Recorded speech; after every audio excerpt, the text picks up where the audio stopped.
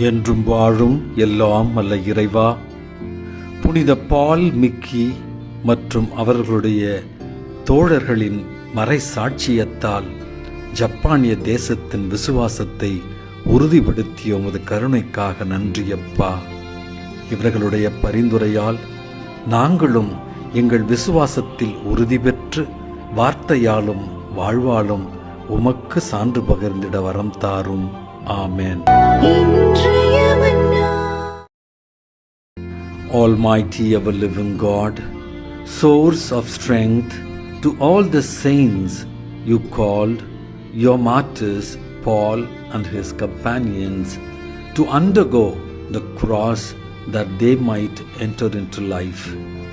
Let their prayer help us to keep the faith to the end of our days.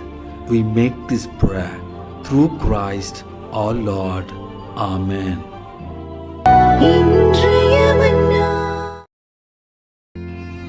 என்றும் வாழும் எல்லாம் வல்ல இறைவா, புனித பால் மிக்கி மற்றும் அவர்களுடைய தோழர்களின் மறைசாட்சியத்தால் ஜப்பானிய தேசத்தின் விசுவாசத்தை உறுதிப்படுத்திய உமது கருணைக்காக நன்றியப்பா.